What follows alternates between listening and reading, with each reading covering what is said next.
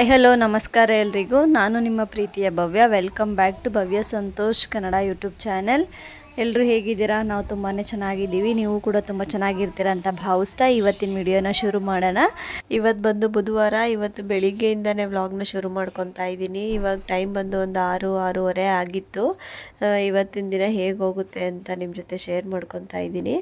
ಇನ್ನು ನನ್ನ ಹಸ್ಬೆಂಡು ಕೂಡ ಇವತ್ತು ಸ್ವಲ್ಪ ಬೇಗನೆ ಎದ್ದಿದ್ದರಿಂದ ಅವ್ರಿಗೂ ಕೂಡ ಬಿಸಿ ನೀರು ಕುಡಿಯೋ ಅಭ್ಯಾಸ ಇರೋದ್ರಿಂದ ಬೆಳಿಗ್ಗೆ ಎದ್ದಿದ ತಕ್ಷಣ ಅವರೇನೇ ನೀರನ್ನ ಬಿಸಿ ಮಾಡಿ ಇಟ್ಟಿದ್ರು.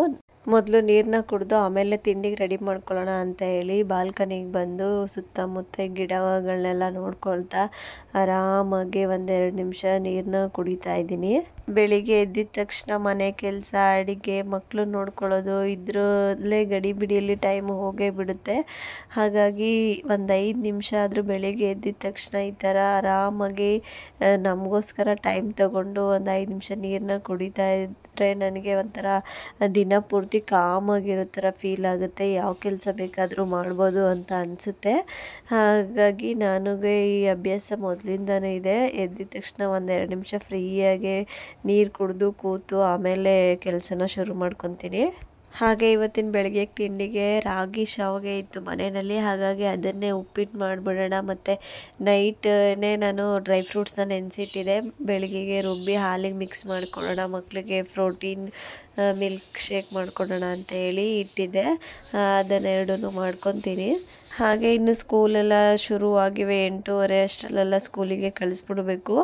ಅಷ್ಟರಲ್ಲಿ ಅವ್ರನ್ನೂ ಕೂಡ ಎಬ್ಬಿಸಿ ತಿಂಡಿ ತಿನ್ನಿಸಿ ರೆಡಿ ಮಾಡಿ ಕಳಿಸೋ ಅಷ್ಟರಲ್ಲಿ ನಮಗೆ ಸಾಕಾಗೋಗ್ಬಿಡುತ್ತೆ. ಯಾಕಾದರೂ ಸ್ಕೂಲ್ ಸ್ಟಾರ್ಟ್ ಆಯ್ತಪ್ಪ, ಇನ್ನು ಸ್ವಲ್ಪ ದಿನ ರಜೆ ಇರಬಾರ್ದಿತ್ತ ಅಂತ ಅನಿಸ್ಬಿಡುತ್ತೆ ಒಂದೊಂದು ಸರಿ.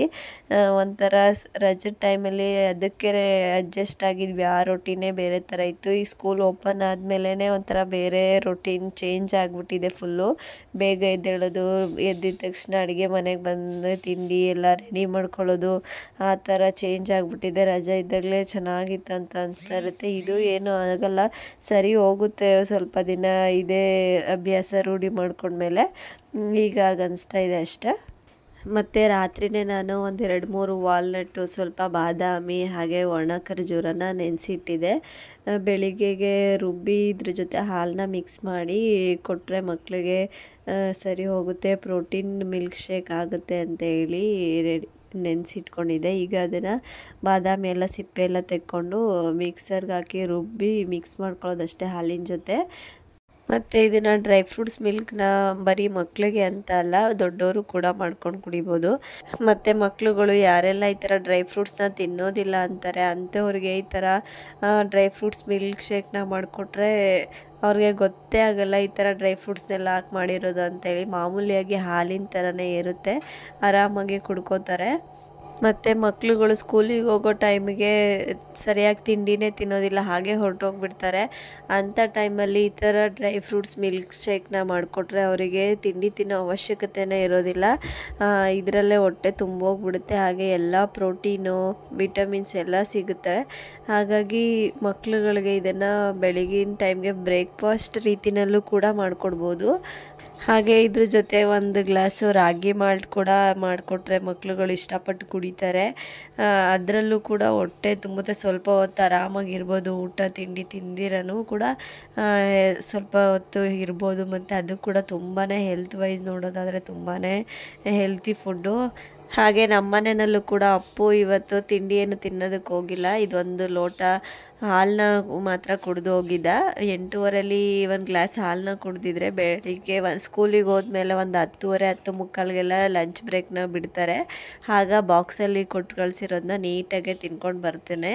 ಹಾಗಾಗಿ ನಾನು ಕೂಡ ಏನು ಫೋರ್ಸ್ ಮಾಡೋದಕ್ಕೆ ಹೋಗಲ್ಲ, ಬೆಳಿಗ್ಗೆ ತಿನ್ನೋದಕ್ಕೂ ಆಗಲ್ಲ. ನಮಗೆ ಒಂಥರ ಅನಿಸ್ತಾ ಇರುತ್ತೆ, ಇನ್ನು ಮಕ್ಳುಗಳಿಗೆ ಕೇಳಬೇಕಾ, ಅದಕ್ಕೋಸ್ಕರ ನಾನು ಏನು ಫೋರ್ಸ್ ಮಾಡಲ್ಲ. ಈ ಥರ ರಾಗಿ ಮಾಲ್ಟ್ ಆಗಿರ್ಬೋದು, ಈ ಥರ ಹಾಲಾಗಿರ್ಬೋದು, ಇಲ್ಲ ಫ್ರೂಟ್ಸ್ಗಳನ್ನ ಆಗಿರ್ಬೋದು ಬೆಳಗಿನ ತಿಂಡಿಗೆ ತಿನ್ನಿಸಿ ಕಳಿಸಿರ್ತೀನಿ. ಮತ್ತು ಬೇಗ ಲಂಚ್ ಬಿಡೋದ್ರಿಂದ ಬಾಕ್ಸಲ್ಲಿರೋದನ್ನು ಕೂಡ ನೀಟಾಗಿ ತಿನ್ಕೊಂಡು ಬರ್ತಾನೆ. ಮನೆಗೆ ಬಂದಮೇಲೆ ಒಂದ್ಸರಿ ಲೈಟಾಗಿ ಊಟ ಮಾಡಿಸ್ತೀನಿ. ಹಾಗೆ ಇವತ್ತಿನ ತಿಂಡಿಗೆ ರಾಗಿ ಶಾವಿಗೆ ಇತ್ತು ಮನೆಯಲ್ಲಿ, ಹಾಗಾಗಿ ಬೇಗ ಕೂಡ ಆಗುತ್ತೆ ಅಂತ ಹೇಳಿ ಇದರಿಂದನೇ ಉಪ್ಪಿಟ್ಟನ್ನ ಮಾಡ್ಕೊತಾ ಇದ್ದೀನಿ. ಮತ್ತು ಯಾವುದೇ ಒಂದು ಪಾಕೆಟ್ನ ಕಟ್ ಮಾಡುವಾಗ ಈ ಕಟ್ ಮಾಡಿರೋ ರೀತಿಯಲ್ಲೇ ನೀವು ಕೂಡ ಕಟ್ ಮಾಡಿ. ಈ ಥರ ಮಾಡೋದ್ರಿಂದ ನಾವು ಕಟ್ ಮಾಡಿರೋಂಥ ಪೀಸ್ ಏನಿದೆ ಅದರಲ್ಲೇ ಜಾಯಿಂಟ್ ಆಗಿದ್ದರೆ ರೀಸೈಕ್ಲಿಂಗ್ ಮಾಡೋದಕ್ಕೆ ತುಂಬಾ ಈಸಿ ಆಗುತ್ತಂತೆ. ಅಥವಾ ಕಟ್ ಮಾಡಿ ನೀವು ಆಚೆ ಬಿಸಾಕ್ಬಿಟ್ರೆ ಅದು ತುಂಬ ರಿಸ್ಕ್ ಜಾಸ್ತಿ ದಿನ ಟೈಮ್ ತೊಗೊಳುತ್ತಂತೆ ರೀಸೈಕ್ಲಿಂಗ್ ಮಾಡೋದಕ್ಕೆ. ಪರಿಸರ ಪ್ರೇಮಿಯಾಗಿ ಇರೋಂಥವ್ರು ಈ ಥರ ಪೇಪರ್ ಏನಾದರೂ ಕಟ್ ಮಾಡುವಾಗ ಅದರದ್ದು ಪೀಸ್ ಏನಿರುತ್ತೆ ಅದರಲ್ಲೇ ಜಾಯಿಂಟ್ ಆಗಿರೋ ರೀತಿಯಲ್ಲಿ ಕಟ್ ಮಾಡ್ಕೊಳ್ಳಿ. ನಾನಿವಾಗ ಇಲ್ಲಿ ರಾಗಿ ಶಾವಿಗೆನ ಒಂದು ಪಾತ್ರೆಯಲ್ಲಿ ನೀರನ್ನ ತಗೊಂಡು ಅದರಲ್ಲಿ ಹಾಕಿ 1 ಸ್ಪೂನಷ್ಟು ಉಪ್ಪನ್ನು ಹಾಕಿ ಒಂದು 3-4 ನಿಮಿಷಗಳ ಕಾಲ ನೆನೆಸ್ಕೊತಾ ಇದ್ದೀನಿ. ಹಾಗೆ ನೆನೆಯೋದಕ್ಕಿಟ್ಟು ಸೈಡಲ್ಲಿ ಸ್ಟೀಮ್ ಮಾಡೋದಕ್ಕೆ ಅಂತೇಳಿ ಒಂದು ಪಾತ್ರೆಯಲ್ಲಿ ನೀರನ್ನು ಕೂಡ ಬಿಸಿ ಮಾಡೋದಕ್ಕೆ ಇಡ್ತಾ ಇದ್ದೀನಿ. ಯಾವುದೇ ಒಂದು ಅಡುಗೆ ಮಾಡುವಾಗ ನಾವು ಈ ಥರ ಸ್ಟೀಮ್ ಮಾಡಬೇಕಂದಾಗ ಮೊದಲು ಅದನ್ನು ನೀರನ್ನ ಚೆನ್ನಾಗಿ ಬಿಸಿ ಆದಮೇಲೆ ಅದರಲ್ಲಿ ಏನು ಸ್ಟೀಮ್ ಮಾಡಬೇಕಂತಿರ್ತೀವಿ ಅದನ್ನು ಇಟ್ಕೊಳ್ಳಿ. ಚೆನ್ನಾಗಿ ನೀರು ಕಾದ್ಮೇಲೆ ಸ್ಟೀಮ್ ಮಾಡೋದ್ರಿಂದ ಅದು ಚೆನ್ನಾಗಿ ಬೇಯುತ್ತೆ ಮತ್ತು ಬೇಗ ಕೂಡ ಆಗುತ್ತೆ. ತಣ್ಣಗಿರೋ ನೀರಲ್ಲೇ ಇಟ್ಬಿಟ್ರೆ ಅದು ಅಷ್ಟು ಟೇಸ್ಟಾಗಿ ಬರಲ್ಲ, ಅದೇನು ಸ್ಟೀಮ್ ಮಾಡಿರ್ತೀವಿ ಅಷ್ಟು ರುಚಿಯಾಗಿ ಬರೋದಿಲ್ಲ. ಈಗ ಒಂದು 4 ನಿಮಿಷ ಅಷ್ಟಾಗಿದೆ, ಜಾಸ್ತಿ ಹೊತ್ತು ನೆನೆಯೋದಕ್ಕೆ ಬಿಡಬಾರ್ದು, ಅದು ಫುಲ್ಲು ಮುದ್ದೆ ಥರ ಆಗಿಬಿಡುತ್ತೆ. 3-4 ನಿಮಿಷದ ಒಳಗಡೆ ಅದನ್ನು ನೀರಿಂದ ಬಿಡಬೇಕು. ಈಗ ಶೋಧಿಸ್ಕೊಂಡು ಸ್ಟೀಮ್ ಮಾಡೋದಕ್ಕೆ ಒಂದು ಇಡ್ಲಿ ಪಾತ್ರೆನ ಬಳಸ್ಕೊಂಡಿದ್ದೀನಿ ನಾನು. ಪಾತ್ರೆಗೆ ಸ್ವಲ್ಪ ಎಣ್ಣೆನ ಚೆನ್ನಾಗಿ ಸವರ್ಕೊಂಡು ಅದಕ್ಕೆ ಈ ನೆನೆಸಿಟ್ಕೊಂಡಿರೋಂತಹ ರಾಗಿ ಶಾವಿಗೆ ಏನಿದೆ ಅದನ್ನು ನೀಟಾಗೆ ಇಟ್ಕೊಂಡು ಒಂದು 5 ನಿಮಿಷ ಚೆನ್ನಾಗಿ ಸ್ಟೀಮ್ ಮಾಡ್ಕೋಬೇಕಾಗುತ್ತೆ. ನೋಡ್ತಾ ಇರ್ಬೋದು ಈಗ ನೀರು ಚೆನ್ನಾಗಿ ಬಿಸಿಯಾಗಿದೆ. ಈ ಟೈಮ್ಗೆ ಅದನ್ನು ಇಟ್ಕೊಂಡು ಒಂದು 5 ನಿಮಿಷ ಸಾಕಾಗುತ್ತೆ. 5 ನಿಮಿಷ ಚೆನ್ನಾಗಿ ಸ್ಟೀಮ್ ಮಾಡ್ಕೋಬೇಕಾಗುತ್ತೆ.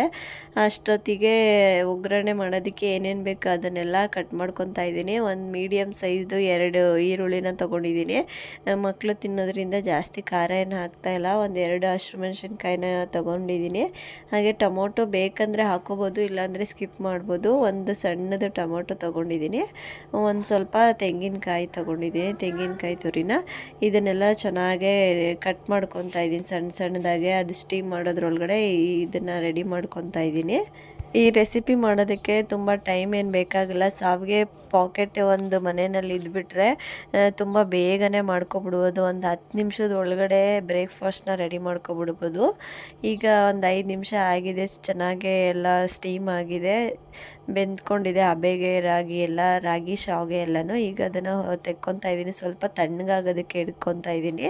ತಣ್ಣಗಾಗಿದ್ಮೇಲೆ ಚೆನ್ನಾಗಿ ಅದನ್ನು ಕೈಯಿಂದ ಸಪ್ರೇಟ್ ಮಾಡ್ಕೋಬೇಕಾಗುತ್ತೆ. ನಾನು ಕೂಡ ಮಾಡಿಕೊಂಡು ಈಗ ಒಗ್ಗರಣೆ ಮಾಡ್ಕೊತಾ ಇದ್ದೀನಿ. ಒಂದು ಪಾತ್ರೆ ತೊಗೊಂಡು ಸ್ವಲ್ಪ ನಾನಿಲ್ಲಿ ತೆಂಗಿನ ಎಣ್ಣೆನ ಬಳಸಿದ್ದೀನಿ. ಸಾಸಿವೆ ಮತ್ತು ಜೀರಿಗೆ, ಕರಿಬೇವಿನ ಸೊಪ್ಪು, ಹಸಿರು ಮೆಣಸಿನ್ಕಾಯಿ, ಕಟ್ ಮಾಡಿ ಇಟ್ಕೊಂಡಿರುವಂತಹ ಈರುಳ್ಳಿ, ಟೊಮೊಟೊ ಏನಿದೆ ಎಲ್ಲನೂ ಹಾಕ್ಕೊಂಡು ಅದಕ್ಕೆ ಸ್ವಲ್ಪ ಉಪ್ಪನ್ನ ಸೇರಿಸ್ಕೊಂಡು ಚೆನ್ನಾಗೇ ಬಾಡಿಸ್ಕೊತಾ ಇದ್ದೀನಿ. ಹಾಗೆ ಇದೇ ಒಗ್ಗರಣೆಗೆ ಒಂದು ಸ್ವಲ್ಪ ಇಂಗನ್ನು ಕೂಡ ಹಾಕ್ಕೊತಾ ಇದ್ದೀನಿ. ಈ ಥರ ಇಂಗನ್ನ ಹಾಕೊಳ್ಳೋದ್ರಿಂದ ಅಡುಗೆಗೆ ತುಂಬ ಚೆನ್ನಾಗಿ ಜೀರ್ಣ ಆಗುತ್ತೆ ಊಟ ತಿಂದಿರೋದು, ಮತ್ತು ಹಸಿವು ಕೂಡ ಬೇಗ ಆಗುತ್ತೆ. ಮಕ್ಕಳಿಗೆ ಈ ಥರ ಇಂಗನ್ನ ಹಾಕಿ ಅಡುಗೆ ಮಾಡಿಕೊಡೋದ್ರಿಂದ ಮಕ್ಕಳಲ್ಲಿ ಹಸಿವು ಅನ್ನೋದು ಚೆನ್ನಾಗಾಗುತ್ತೆ ಮತ್ತು ಬೇಗ ಜೀರ್ಣ ಆಗೋಗುತ್ತೆ. ಹಾಗಾಗಿ ಇಂಗನ್ನ ಬಳಸೋದು ಅಡುಗೆನಲ್ಲಿ ಒಳ್ಳೆಯದು. ಮತ್ತು ಸ್ಟೀಮ್ ಮಾಡ್ಕೊಂಡಿರೋಂಥ ರಾಗಿ ಶಾವಿಗೆ ಏನಿದೆ ಅದನ್ನು ಡೈರೆಕ್ಟಾಗಿ ಈ ಥರ ಅಡುಗೆಗೆ ಬಳಸೋದಕ್ಕಿಂತ ಮುಂಚೆ ಸ್ಟೀಮ್ ಮಾಡ್ಕೊಂಡಿದ್ದಾದಮೇಲೆ ಈ ಥರ ಒಂದು ತಟ್ಟೆಗೆ ತಣ್ಣಗಾಗೋದಕ್ಕೆ ಬಿಡಬೇಕು. ತಣ್ಣಗೆ ಮಾಡಿಕೊಂಡು ಈ ಥರ ಸಪ್ರೇಟ್ ಮಾಡಿಕೊಂಡ್ರೆ ಚೆನ್ನಾಗಿ ಉದುರಾಗಿ ಬರುತ್ತೆ. ಸೇಮ್ ನೂಡಲ್ಸ್, ಮ್ಯಾಗಿ ಎಲ್ಲ ಯಾವ ರೀತಿಯಾಗಿರುತ್ತೆ ಅದೇ ಥರ ಉದುರಾಗಿ ಬರುತ್ತೆ. ಈ ಥರ ಸ್ವಲ್ಪ ತಣ್ಣಗೆ ಮಾಡ್ಕೊಂಡಿದ್ದಾದಮೇಲೆ ಒಗ್ಗರಣೆ ಮಾಡಿರೋದಕ್ಕೆ ಸೇರಿಸ್ಕೋಬೇಕಾಗುತ್ತೆ. ಇದಕ್ಕೆ ಸ್ವಲ್ಪ ನಾನು ಅರಿಶಿಣದ ಪೌಡರ್ನ ಹಾಕ್ಕೊಂಡು ಇವಾಗ ತಣ್ಣಗಾಗಿರೋಂಥ ರಾಗಿ ಶಾವಿಗೆನ ಹಾಕಿ ತುರಿದಿಟ್ಕೊಂಡಿರೋಂಥ ತೆಂಗಿನ ತುರಿನೂ ಹಾಕಿ ಚೆನ್ನಾಗಿ ಒಂದ್ಸಲಿ ಮಿಕ್ಸ್ ಮಾಡ್ಕೊತಾ ಇದ್ದೀನಿ. ಹಾಗೆ ಕೊನೆಯಲ್ಲಿ ಸಣ್ಣದಾಗಿ ಕಟ್ ಮಾಡ್ಕೊಂಡಿರೋಂಥ ಕೊತ್ತಂಬರಿ ಸೊಪ್ಪನ್ನ ಸೇರಿಸಿ ಮಿಕ್ಸ್ ಮಾಡಿಕೊಂಡ್ರೆ ಬಿಸಿಯಾದಂತಹ ರಾಗಿ ಶಾವಿಗೆ ಉಪ್ಪಿಟ್ಟು ರೆಡಿಯಾಗಿ ಹೋಗುತ್ತೆ.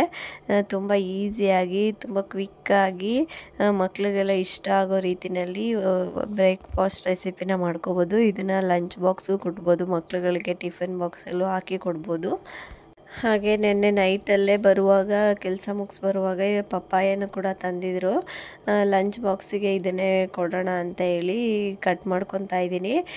ಬರೀ ಲಂಚ್ ಬಾಕ್ಸಲ್ಲಿ ಊಟ ಏನಿರುತ್ತೆ ಅದನ್ನು ಮಾತ್ರ ಕೊಡೋದಕ್ಕಿಂತ ಈ ಥರ ಏನಾದರೂ ಹಣ್ಣಾಗಿರ್ಬೋದು, ಇಲ್ಲ ಸೌತೆಕಾಯಿ ಆಗಿರ್ಬೋದು, ಇಲ್ಲ ಕ್ಯಾರೆಟ್ ಆಗಿರ್ಬೋದು, ಈ ಥರ ಏನಾದರೂ ಸೈಡಿಗೆ ಹಾಕಿ ಕೊಟ್ಟಾಗ ಅವರು ಊಟ ಏನಾದರೂ ಅಕಸ್ಮಾತ್ ತಿಂದಿಲ್ಲ ಅಂದರೆ ಏನು ಹಾಕ್ಕೊಟ್ಟಿರ್ತೀವಿ ಸೈಡಲ್ಲಿ ಅದನ್ನಾದರೂ ತಿನ್ಕೊಂಡು ಬರ್ತಾರೆ. ಅದರಿಂದ ಆದರೂ ಕೂಡ ಅವ್ರಿಗೆ ಹೊಟ್ಟೆ ತುಂಬುತ್ತೆ ಅನ್ನೋದು ಒಂದು ಕಾರಣಕ್ಕೋಸ್ಕರ ಈ ಥರ ಸೈಡಿಗೆ ಹೆಲ್ದಿಯಾಗಿರುವಂತಹ ತರಕಾರಿಗಳು ಇಲ್ಲ ಹಣ್ಣುಗಳನ್ನ ಹಾಕ್ಕೊಡ್ತೀನಿ. ಪಪ್ಪಾಯ ಇದ್ದಿದ್ದರಿಂದ ಸರಿ ಇದನ್ನೇ ಹಾಕ್ಕೊಡೋಣ ಅಂತ ಹೇಳಿ ಕಟ್ ಮಾಡ್ಕೊತಾ ಇದ್ದೀನಿ. ಇನ್ನು ನಮ್ಮನೇಲಿ ಹೇಗೆ ಅಂತ ಹೇಳಿದ್ರೆ, ಅಪ್ಪು ಜಾಸ್ತಿ ಊಟ ಏನಾದರೂ ಇಷ್ಟ ಆಗಿಲ್ಲ ಅಂತ ಹೇಳಿದರೆ ಊಟ ಹಾಗೆ ತಂದುಬಿಡ್ತಾನೆ ವಾಪಸ್ಸು. ಆದರೆ ಈ ಥರ ಸ್ನ್ಯಾಕ್ಸ್ ಏನು ಕೊಟ್ಟಿರ್ತೀನಿ ಅದನ್ನೆಲ್ಲ ಪೂರ್ತಿಯಾಗಿ ತಿನ್ಕೊಂಡು ಬಂದಿರ್ತಾನೆ. ಹಾಗಾಗಿ ನಾನು ಊಟಕ್ಕಿಂತ ಜಾಸ್ತಿ ಈ ಥರ ಸ್ನ್ಯಾಕ್ಸ್ಗೆ ಹೆಲ್ದಿಯಾಗಿರೋಂಥ ಸ್ನ್ಯಾಕ್ಸ್ನ ಕೊಡೋದಕ್ಕೆ ಟ್ರೈ ಮಾಡ್ತೀನಿ. ಈ ಥರ ಹಣ್ಣುಗಳಾಗಿರ್ಬೋದು, ತರಕಾರಿಲಿ ಕ್ಯಾರೆಟ್ ಆಗಿರ್ಬೋದು, ಸೌತೆಕಾಯಿ, ಈ ಥರ ಡ್ರೈ ಫ್ರೂಟ್ಸ್ಗಳು ಈ ಥರದನ್ನು ಕೊಡೋದಕ್ಕೆ ಟ್ರೈ ಮಾಡ್ತೀನಿ. ಟೈಮ್ ಕೂಡ ಆಗಲೇ ಆಗೋಗಿತ್ತು. ಬಾಕ್ಸು ಎಲ್ಲ ರೆಡಿ ಮಾಡಿಟ್ಟು ನಾನು ಸ್ನಾನ ಮಾಡಿಸೋದಕ್ಕೆ ಅಂತ ಹೋದೆ. ಸ್ನಾನ ಎಲ್ಲ ಮಾಡಿಸಿ ಬಟ್ಟೆಲ್ಲ ಹಾಕಿ ರೆಡಿ ಮಾಡಿ ತಿಂಡಿಯನ್ನು ತಿನ್ನಿಸೋದಕ್ಕೆ ಹೋಗಿಲ್ಲ. ಒಂದು ಲೋಟ ಡ್ರೈ ಫ್ರೂಟ್ಸ್ ಮಿಲ್ಕ್ನ ಕುಡ್ದಿದ್ನಲ್ಲ ಅದೇ ಸಾಕಾಯಿತು ಅವನಿಗೆ. ಹಾಗಾಗಿ ಬ್ಯಾಗ್ನೆಲ್ಲ ರೆಡಿ ಮಾಡಿ ಈಗ ಕಳಿಸ್ಕೊಡ್ತಾ ಇದ್ದೀನಿ ಸ್ಕೂಲಿಗೆ. ಮತ್ತು ಪ್ರತಿದಿನವೂ ಕೂಡ ಅಪ್ಪು ಸ್ಕೂಲ್ಗೆ ಹೋಗೋ ಟೈಮಿಗೆ ಅವನ್ನ ಬಿಟ್ಟು ಬರೋದಕ್ಕೆ ಅಂತ ಹೇಳಿ ಚೆರಿ ಕೂಡ ಹೋಗ್ತಾಳೆ ಅವನ ಜೊತೆ. ಮತ್ತು ಇವತ್ತು 3 ಜನ ಕೂಡ ಬೇಗನೆ ಎಲ್ಲರೂ ಕೂಡ ತಲೆಗೆಲ್ಲ ಸ್ನಾನ ಮಾಡಿದರು. ದೇವಸ್ಥಾನಕ್ಕೆ ಹೋಗಿ ಬರ್ತೀವಿ ಹಾಗೆ ಅಂತ ಹೇಳಿ ಅಪ್ಪನ ಸ್ಕೂಲಿಗೆ ಬಿಟ್ಟು ಅಲ್ಲೇ ಪಕ್ಕದಲ್ಲೇ ದೇವಸ್ಥಾನ ಇದೆ. ಚೆರಿ ಮತ್ತು ಅವ್ರ ಪಪ್ಪ ದೇವಸ್ಥಾನಕ್ಕೆ ಕೂಡ ಹೋಗಿ ಬಂದರು. ಅಷ್ಟರೊಳಗಡೆ ನಾನು ಕಿಚನಲ್ಲಿರೋ ಅಡುಗೆ ಮಾಡಿರೋ ಅಂಥ ಪಾತ್ರೆಗಳನ್ನೆಲ್ಲ ತೊಳ್ಕೊಂಡು ಕಿಚನ್ನೆಲ್ಲ ರೆಡಿ ಮಾಡ್ಕೊತಿದ್ದೆ. ಅಷ್ಟರೊಳಗಡೆ ಅವರು ಕೂಡ ಬಂದರು. ಬಂದಿದ್ದಾದಮೇಲೆ ಚೆರಿಗೂ ಕೂಡ ಈ ಒಂದು ಟಿಫನ್ ಏನು ಮಾಡಿದೆ ಅದು ಅವಳಿಗೂ ಇಷ್ಟ, ಅವಳೇ ತಿಂತಾಳೆ ಇಸ್ಕೊಂಡು. ಹಾಗಾಗಿ ಬಂದಿದ್ದ ತಕ್ಷಣ ಅವಳಿಗೂ ಕೂಡ ಸ್ವಲ್ಪ ಹಾಕ್ಕೊಟ್ಟೆ ಪ್ಲೇಟ್ಗೆ.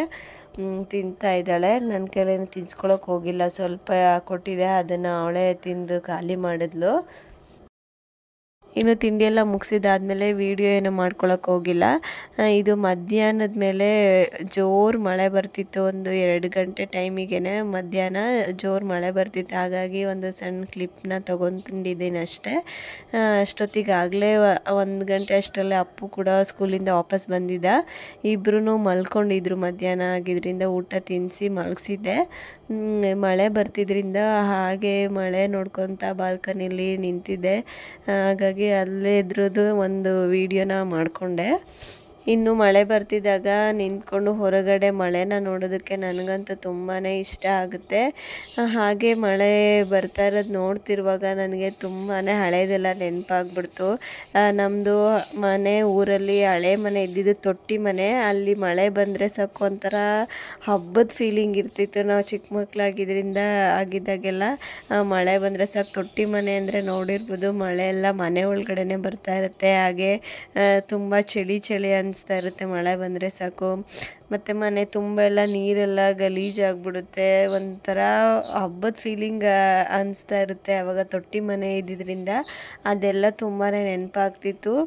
ಈಗ ಈ ಒಂದು ಲೈಫಲ್ಲಿ ಒಂದು ಬ್ಯುಸಿ ಲೈಫ್ ಏನಿದೆ ಇದರಲ್ಲಿ ಅಪಾರ್ಟ್ಮೆಂಟ್ಗಳು ಈ ಥರ ಬಿಲ್ಡಿಂಗ್ ಮೇಲೆ ಬಿಲ್ಡಿಂಗ್ ಈ ಥರ ಮಳೆ ಆಗಿನ ಒಂದು ಫೀಲು ಖುಷಿ ಏನಿದೆ ಅದು ಎಷ್ಟೇ ದುಡ್ಡು ಕೊಟ್ಟರೂ ಬರೋದಕ್ಕೆ ಸಾಧ್ಯನೇ ಇಲ್ಲ. ಈ ಥರ ದೂರದಿಂದಲೇ ನಿಂತ್ಕೊಂಡು ನೋಡಬೇಕಷ್ಟೇ. ಹಾಗೆ ನನ್ನ ಹಸ್ಬೆಂಡು ಕೂಡ ಆವಾಗವಾಗ ಹೇಳ್ತಿರ್ತಾರೆ, ನಾವು ಕಳೆದಿರೋಂಥ ಬಾಲ್ಯ ಏನಿದೆ, ಎಂಜಾಯ್ಮೆಂಟ್ ಏನಿದೆ, ಫ್ರೆಂಡ್ಸ್ಗಳ ಜೊತೆ ತೋಟಕ್ಕೆ ಹೋಗೋದು ಬರೋದು ಆ ಥರ ಎಲ್ಲ ಬಾಲ್ಯ ಏನು ಕಳೆದಿದ್ವಿ ಆ ಥರ ಒಂದು ಸಮಯ, ಆ ಥರ ಒಂದು ಬಾಲ್ಯ ಇದು ನಮ್ಮ ಮಕ್ಳುಗಳಿಗೆ ಸಿಗೋದಿಲ್ಲ. ಈಗಿನ ಜನ್ರೇಷನ್ ಮಕ್ಳು ಏನಿದ್ದಾರೆ ಅವರು ಒಂಥರ 4 ಗೋಡೆಗಳ ಮಧ್ಯೆನೇ ಬೆಳೀತಾರೆ. ಮನೆ ಆಯಿತು ಸ್ಕೂಲ್ ಇಲ್ಲ ಮನೆ, ಇಷ್ಟೇ ಅವ್ರ ಪ್ರಪಂಚ ಆಗಿಬಿಡುತ್ತೆ. ನಮ್ಮ ಥರ ಹೊರಗಡೆ ಎಲ್ಲ ಎಂಜಾಯ್ ಮಾಡೋಂಥದ್ದು ಈ ಥರ ಎಲ್ಲ ಸಿಗೋದಿಲ್ಲ ಅಂತ ಹೇಳಿ ತುಂಬಾ ಫೀಲ್ ಮಾಡ್ಕೊತಿರ್ತಾರೆ ಆವಾಗವಾಗ. ಏನು ಮಾಡೋಕ್ಕಾಗುತ್ತೆ, ಎಲ್ಲನೂ ಕಾಲಕ್ಕೆ ತಕ್ಕನಾಗೆ ಬದಲಾಗಲೇಬೇಕು. ಆವಾಗಿನ ಲೈಫೇ ಬೇರೆ ಥರ ಇತ್ತು, ಈಗಿನ ಜನ್ರೇಷನ್ ಹೇಗಿದೆ ಆ ಥರ ನಾವು ಕೂಡ ಬದಲಾಗಬೇಕಾಗುತ್ತಲ್ವ. ಏನೇ ಹೇಳಿದ್ರು ಒಂಥರ ಆಗಿನ ಕಾಲದ ಹಿಂದಿನ ಕಾಲದ ಜೀವನ, ನಮ್ಮ ಬಾಲ್ಯ ಏನು ಕಳೆದಿರುತ್ತೆ ಅದು ತುಂಬಾ ಚೆನ್ನಾಗಿತ್ತು. ಹಾಗೆ ನಮ್ಮ ಮಕ್ಳುಗಳಿಗೂ ಕೂಡ ಅದೇ ಥರ ಬಾಲ್ಯ ಜೀವನ ಸಿಗಲಿ ಅಂತ ಕೇಳ್ಕೊಬೋದು ಅಷ್ಟೇ. ಮತ್ತು ಆಗಲೇ ಹೇಳ್ದಂಗೆ ನಾವು ಚಿಕ್ಕವರಿದ್ದಾಗ ನಮ್ಮದು ಮನೆ ಬಂದು ತೊಟ್ಟಿ ಮನೆ ಆಗಿತ್ತು. ಮಳೆ ಬಂದರೆ ಸಾಕು ತುಂಬಾ ಚೆನ್ನಾಗಿರ್ತಾಯಿತ್ತು. ಒಂದೆರಡು ಸರಿ ಮಳೆ ಬಂದು ಹೋದ್ಮೇಲೆ ಅದು ಮೇಲೆ ಹಂಚೆ ಮೇಲೆ ಏನೇನು ಗಲೀಜು ಧೂಳೆಲ್ಲ ಇರುತ್ತೆ ಅದೆಲ್ಲ ಹೊರಟೋಗ್ಬಿಡ್ತಿತ್ತು. ಆಮೇಲೆ ಮಳೆ ಬಂದಾಗ ಚೆನ್ನಾಗಿರೋ ನೀರೇ ಬರ್ತಾಯಿತ್ತು. ಆ ಮಳೆ ನೀರನ್ನೆಲ್ಲ ನಾವು ಬಿಂದಿಗೆಗೆ ಪಾತ್ರೆಗಳಿಗೆಲ್ಲ ತುಂಬಿಸಿ ಇಟ್ಕೊಂಡು ಅದರಿಂದನೇ ಪಾತ್ರೆ ತೊಳ್ಕೊಳ್ಳೋದು, ಬಟ್ಟೆ ಒಗೆಯೋದು ಈ ಥರನೆಲ್ಲ ಮಾಡ್ತಿದ್ವಿ. ಎಲ್ಲನೂ ಕೂಡ ನೆನಪಾಗ್ತಿತ್ತು, ಯಾಕಂತ ಗೊತ್ತಿಲ್ಲ. ಮಕ್ಕಳು ಕೂಡ ಮಲಗಿದ್ರು, ಹಸ್ಬೆಂಡ್ ಕೂಡ ಇರಲಿಲ್ಲ, ಮನೇಲಿ ಒಬ್ಬಳೇ ಇದ್ನಲ್ಲ, ಮಳೆ ಕೂಡ ಬರ್ತಿತ್ತು, ಗೊತ್ತಿಲ್ಲ. ಎಲ್ಲ ಹಳೇದೆಲ್ಲ ನೆನಪಾಗ್ತಿತ್ತು. ತುಂಬಾ ಒಂಥರ ಬೇಜಾರಾಗ್ತಾಯಿತ್ತು, ಯಾಕೆ ಅಂತ ಗೊತ್ತಿಲ್ಲ. ಕಣ್ಣೆಲ್ಲ ಒದ್ದೆ ಆಯಿತು ನನಗಂತೂ. ತುಂಬಾ ಮಿಸ್ ಮಾಡ್ಕೊತಿದ್ದೆ ಅದನ್ನೆಲ್ಲ ನಾನು ಅಂತ ಅನಿಸುತ್ತೆ. ಹಾಗಾಗಿ ಸರಿ, ಇದನ್ನೆಲ್ಲ ನಿಮ್ಮ ಜೊತೆ ಹೇಳ್ಕೋಬೇಕೋ ಬೇಡೋ ಅಂತ ನನಗೆ ಗೊತ್ತಾಗಿಲ್ಲ. ಏನಾದರೂ ತಪ್ಪಾಗಿದ್ದರೆ ಹೇಳಿರೋದ್ರಲ್ಲಿ ಕ್ಷಮಿಸಿ. ಹಾಗೆ ಇಲ್ಲಿವರೆಗೂ ಕೊನೆವರೆಗೂ ಯಾರೆಲ್ಲ ನನ್ನ ವಿಡಿಯೋ ನೋಡಿದ್ದೀರಾ ಎಲ್ರಿಗೂ ಕೂಡ ತುಂಬ ತುಂಬ ಧನ್ಯವಾದಗಳು. ಹಾಗೆ ಈ ವಿಡಿಯೋ ನಿಮಗೆ ಸ್ವಲ್ಪನಾದರೂ ಇಷ್ಟ ಆಗಿದರೆ ಪ್ಲೀಸ್ ಒಂದು ಲೈಕ್ ಮಾಡಿ, ಹಾಗೆ ಶೇರ್ ಮಾಡಿ. ನಿಮ್ಮ ಅನಿಸಿಕೆ ಅಭಿಪ್ರಾಯ ಏನಾದರೂ ಇದ್ದರೆ ಕಮೆಂಟ್ ಮೂಲಕ ತಿಳಿಸಿ. ಮತ್ತು ನನ್ನ ಚಾನಲ್ನ ಹೀಗೆ ಸಪೋರ್ಟ್ ಮಾಡ್ತಾಯಿರಿ ಅಂತ ಹೇಳ್ತಾ ಈ ವ್ಲಾಗ್ನ ನಾನು ಇಲ್ಲಿಗೆ ಎಂಡ್ ಮಾಡ್ತಾಯಿದ್ದೀನಿ. ಹೇಳಿದ್ನಲ್ಲ, ಈ ವಿಡಿಯೋ ಇಷ್ಟ ಆಗಿದರೆ ಪ್ಲೀಸ್ ಒಂದು ಲೈಕ್ ಮಾಡಿ. ಮತ್ತೆ ಸಿಗ್ತೀನಿ ಇನ್ನೊಂದು ಹೊಸ ವ್ಲಾಗ್ನಲ್ಲಿ ಅಂತ ಹೇಳ್ತಾ, ಸರ್ವೇ ಜನ ಸುಖಿನೋ ಭವಂತು. ಎಲ್ಲರೂ ಖುಷಿಯಾಗಿರಿ.